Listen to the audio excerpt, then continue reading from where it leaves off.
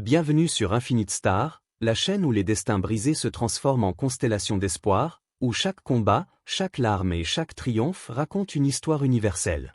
Imaginez un homme, Chuck Norris, un guerrier discret dont l'âme porte les cicatrices d'une tristesse profonde, forgé dans l'ombre de défis écrasantes, marqué par la trahison de ceux qui doutaient de lui, ébranlé par des scandales publics menaçant sa réputation naissante, et façonné par des luttes personnelles qui auraient pu le détruire.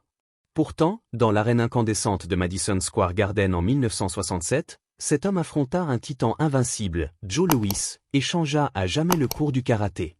Ce ne fut pas seulement un combat, mais une tempête d'émotions, un cri de résilience face à l'adversité, un défi aux trahisons du destin, une réponse au scandale et une victoire sur les démons intérieurs. Préparez-vous à plonger dans une histoire poignante et inspirante, où la douleur se mue en force et où l'impossible devient réalité. Avant de nous immerger dans ce récit épique, qui tisse les fils universels de la trahison, de la résilience, des scandales publics et des combats personnels, je vous invite à liker cette vidéo, à vous abonner à Infinite Star et à la partager pour découvrir d'autres histoires qui illuminent l'âme. Ensemble, rallumons les étoiles de l'espoir et de l'inspiration. Je n'ai jamais compris le combat de poing, car pour moi, un coup de poing, un coup de pied, doit frapper pour faire mal. Comment blesser si l'on manque la cible ? Dans la fournaise de Madison Square Garden en 1967, deux géants montèrent sur le tatami, leurs ombres dansant sous les projecteurs comme des présages du destin. D'un côté, Joe Louis, la forteresse invaincue du karaté américain, un colosse dont la vie était une mosaïque de tristesse cachée sous une gloire éclatante, de défis constants pour rester au sommet, de trahisons par des rivaux envieux, de scandales publics nés de son audace, et de luttes personnelles contre l'usure de son propre mythe. De l'autre, Chuck Norris, un technicien silencieux mais implacable, un homme dont l'existence était marquée par la tristesse d'un passé humble, des défis colossaux pour émerger de l'ombre, des trahisons par un monde qui le sous-estimait, des scandales publics potentiels s'il échouait, et des combats intérieurs pour forger une discipline d'acier. Ce qui suivit ne fut pas un simple match, ce fut un combat sauvage, un choc qui ébranla le monde des arts martiaux, une vague de résilience face à l'adversité, un défi à la trahison des attentes, un scandale public qui bouleversa les certitudes, et une victoire personnelle qui inspira des générations. La victoire de Chuck Norris sur Joe Louis ne renversa pas seulement un champion. Elle révéla une fissure dans les fondations même du karaté, une trahison des traditions par l'innovation, une résilience qui transforma la tristesse en triomphe, et un combat personnel qui devint une leçon universelle. Quand la poussière retomba, le karaté en Amérique ne fut plus jamais le même. Ce fut le moment où tout changea pour toujours, un phare d'espoir pour ceux qui, comme Norris, affrontent leurs ombres avec courage. La scène était prête, l'explosion du karaté en Amérique. Au milieu des années 1960, le karaté déferlait sur le courant principal américain, une vague irrésistible venue d'Orient, teintée de tristesse pour ceux qui y cherchaient un refuge, de défis pour maîtriser un art impitoyable, de trahison par des maîtres exigeants, de scandales publics autour de sa violence perçue, et de lutte personnelle pour intégrer cette discipline dans une vie chaotique. Autrefois discipline obscure, l'art martial gagnait du terrain grâce à l'exposition militaire, la fascination hollywoodienne et l'intérêt croissant pour la philosophie orientale. Mais ce n'était pas la philosophie qui attirait les foules, c'était le combat, brut et viscéral, un miroir des luttes intérieures de chacun.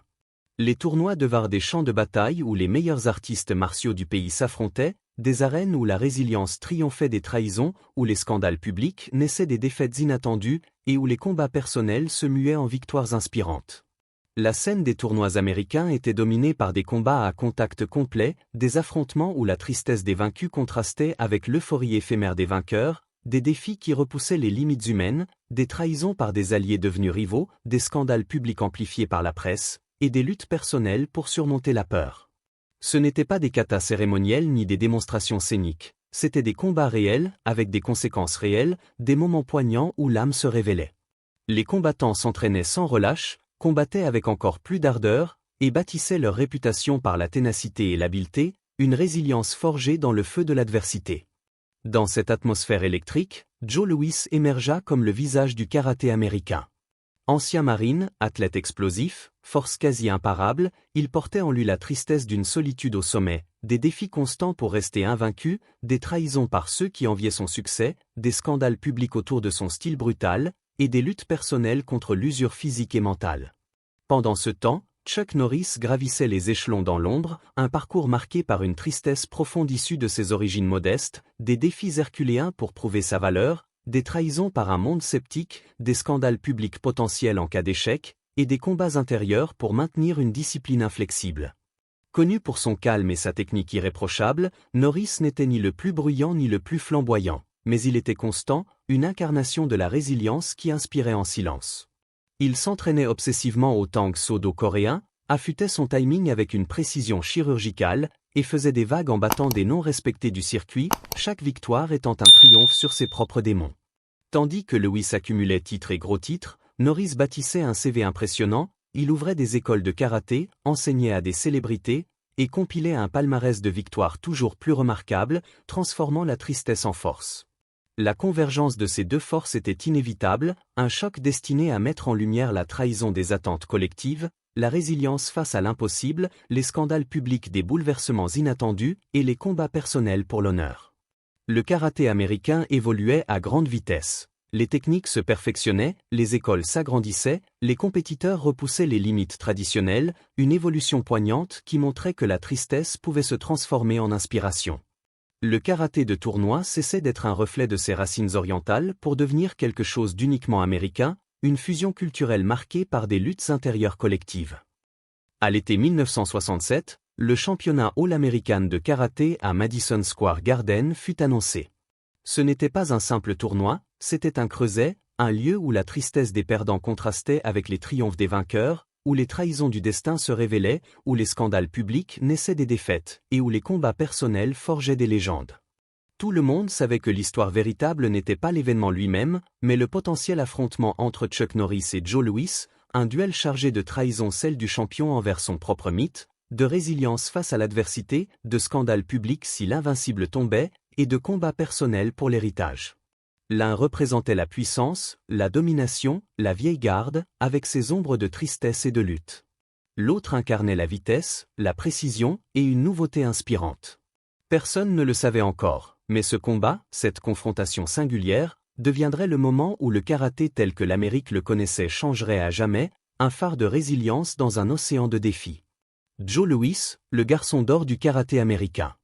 En 1967, Joe Louis n'était pas un simple combattant, il était le combattant, un symbole poignant de triomphe sur la tristesse, mais aussi un homme marqué par des défis constants, des trahisons par des rivaux jaloux, des scandales publics autour de son agressivité, et des luttes personnelles pour préserver son aura. Son nom résonnait instantanément dans les cercles martiaux, et pour cause. Ancien marine au physique taillé pour la boxe plutôt que le karaté de poing, Louis apportait une puissance brute et une agressivité inégalée dans un sport encore en quête de son identité aux États-Unis. Il était, à bien des égards, la première superstar née sur le sol américain, une figure inspirante qui transformait la trahison en motivation. Louis commença son entraînement à Okinawa pendant son service militaire au début des années 1960, étudiant le Shorin-ryu sous les maîtres les plus respectés, un parcours marqué par la tristesse de l'éloignement, des défis pour maîtriser une culture étrangère, des trahisons par des entraînements impitoyables, des scandales publics mineurs autour de son adaptation, et des luttes personnelles pour fusionner tradition et innovation. Contrairement aux traditionalistes, Louis ne se contenta pas de préserver l'art dans sa forme classique. Il voulait combattre, tester les techniques sous une pression réelle, avec un contact réel, une quête poignante de vérité dans le chaos. De retour aux États-Unis, il entra dans les tournois avec un état d'esprit révolutionnaire, rapide, direct, explosif et ça fonctionnait. Joe Louis explosa sur la scène, remportant presque chaque tournoi, sa présence intimidante marquée par une tristesse sous-jacente, celle d'un homme seul au sommet. À 1,83 mètres et plus de 88 kg de muscles, il se déplaçait comme un poids moyen mais frappait comme un poids lourd. Sa spécialité, submerger ses adversaires avec des blitz puissants et des frappes précises. Alors que d'autres utilisaient des postures traditionnelles larges et des tactiques conservatrices, Louis réduisait la distance à une vitesse fulgurante et frappait encore plus vite. À une époque où le karaté américain cherchait encore à définir sa structure compétitive, Louis imposait sa propre définition par une domination pure, transformant les défis en triomphe. Il remporta les premiers championnats nationaux des États-Unis en 1966, accumula de multiples titres régionaux, et maintenait un record invaincu qui semblait intouchable, un exploit teinté de tristesse face à l'isolement qu'il engendrait. Ce qui le distinguait, ce n'était pas seulement sa puissance ou ses résultats, mais son aura, une confiance qui incarnait l'esprit martial américain. Il donnait des interviews, prédisait les résultats, arborait une assurance qui égalait son talent. Pour beaucoup, il n'était pas seulement le meilleur, il était l'avenir du karaté, une inspiration malgré les critiques murmurées sur les aspérités de son style ou son mépris des traditions strictes. Les fans l'adoraient, les élèves l'imitaient, les écoles enseignaient à sa manière. En quelques années, Joe Louis avait transformé le karaté en un sport plus rapide, plus dynamique, et attiré un public national pour ce qui n'était autrefois qu'un hobby de niche. En 1967, il entra dans le championnat All-American à Madison Square Garden comme le grand favori. Personne n'attendait sa défaite. La foule voulait voir combien d'adversaires il écraserait pour décrocher un nouveau titre. Ce qu'il n'avait pas prévu, c'était un combat sauvage qui ébranlerait sa réputation jusqu'au cœur, un scandale public naissant d'une trahison inattendue. Face à lui se tenait Chuck Norris, un homme qui avait étudié chaque mouvement de Louis et attendait patiemment ce moment précis, prêt à transformer sa propre tristesse en triomphe. Chuck Norris, le technicien. L'ascension de Chuck Norris vers le sommet fut un chemin de résilience face à une tristesse enfouie, de défis pour se hisser au-delà des attentes, de trahison par ceux qui le sous-estimaient, de scandales publics potentiels en cas d'échec, et de lutte personnelle pour forger une discipline d'acier. En 1967, Chuck Norris n'était pas encore l'icône d'action que le monde connaîtrait. Il était un combattant discipliné, gravissant à pas mesurer les rangs du karaté américain. Alors que Joe Louis était l'étoile explosive que tous observaient, Norris était le technicien que tous sous-estimaient, une figure poignante d'inspiration discrète. Son parcours commença des années plus tôt, lors de son service dans l'US Air Force en Corée du Sud, où il découvrit le Tang Soo Do, un art martial coréen aux frappes puissantes et à la discipline rigoureuse. Norris s'entraîna avec une obsession quasi monastique, obtenant des ceintures noires en Tang Soo Do, puis dans d'autres styles comme le Shito Ryu et le Taekwondo, un chemin marqué par la tristesse d'un éloignement familial, des défis pour maîtriser des disciplines étrangères, des trahisons par des opportunités limitées, et des luttes personnelles pour se dépasser. Contrairement à Louis, Norris ne s'appuyait pas sur la force brute. Son style reposait sur le timing, la précision et l'adaptabilité, des qualités forgées dans l'adversité. Au milieu des années 1960, il remportait déjà des tournois régionaux, mais son nom n'avait pas le poids médiatique de Louis. Norris n'était ni vantard ni flamboyant. Il ne parlait pas de knockout. Il laissait ses combats parler pour lui, chaque victoire étant un pas vers l'avant, chaque adversaire un problème à résoudre. Son approche était méthodique, il étudiait des vidéos de ses concurrents, décomposait leurs habitudes et s'entraînait à exploiter leurs faiblesses. Il pratiquait sans relâche, isolant des techniques spécifiques qu'il répétait des milliers de fois jusqu'à ce qu'elles deviennent instinctives, une résilience face à la monotonie qui inspirait. Son attention aux détails et son éthique de travail infatigable en faisaient un adversaire redoutable, surtout pour ceux qui le sous-estimaient, une trahison qu'il transformait en avantage.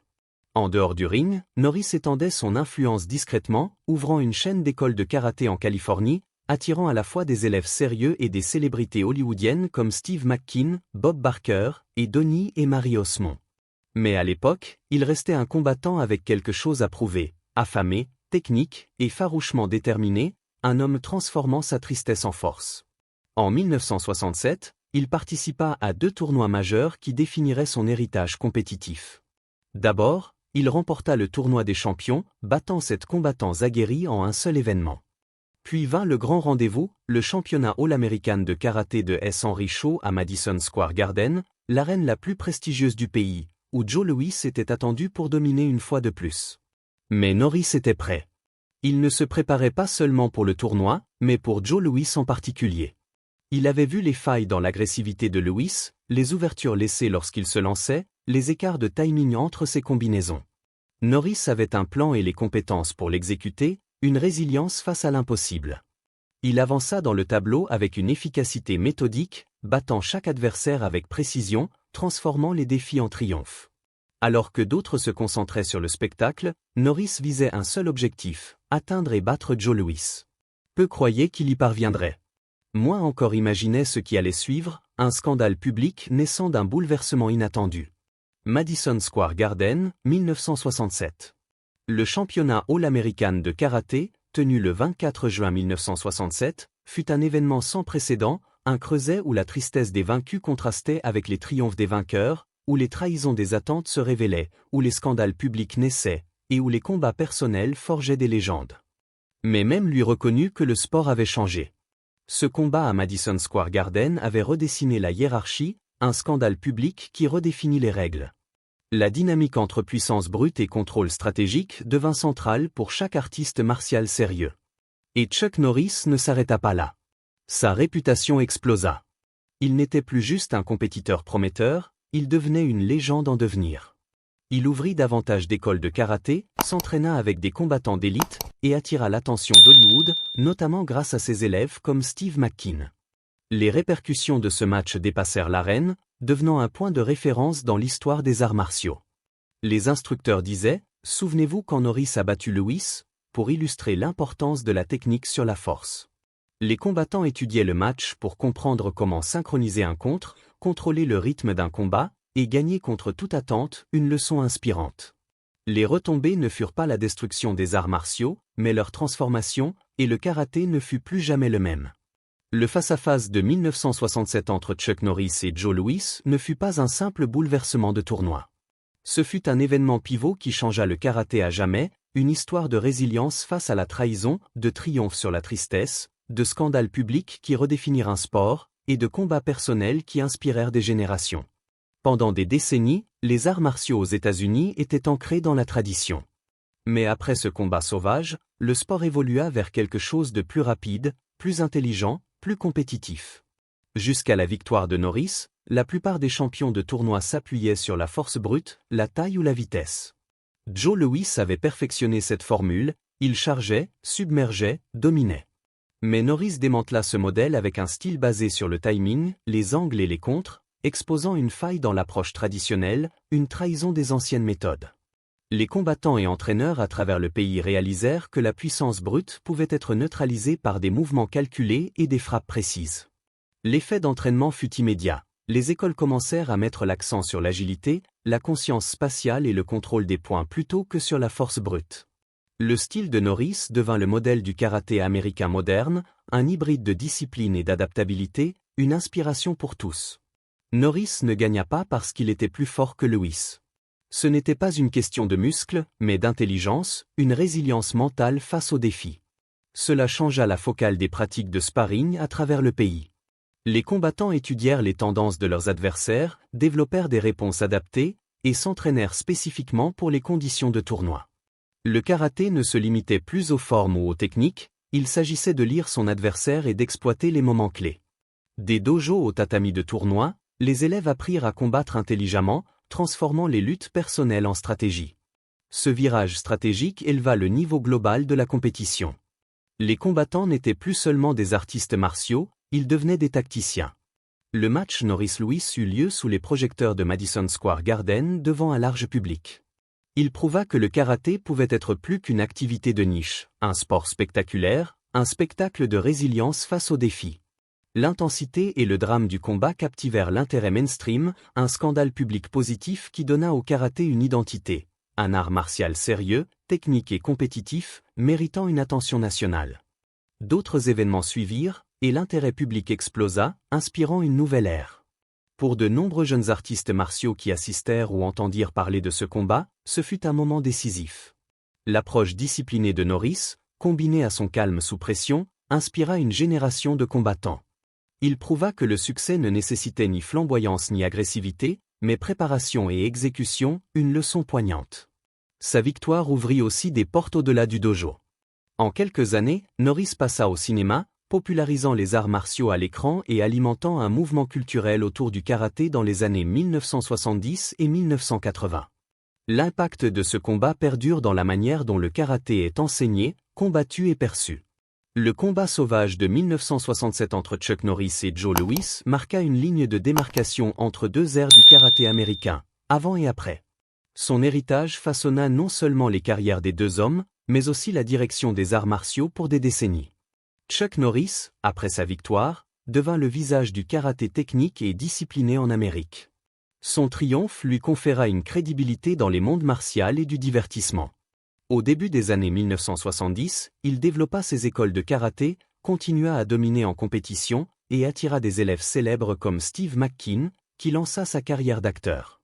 Norris utilisa sa plateforme pour élever la visibilité du karaté à travers les médias et la culture, transformant la tristesse en inspiration. Mais son influence allait au-delà de l'écran.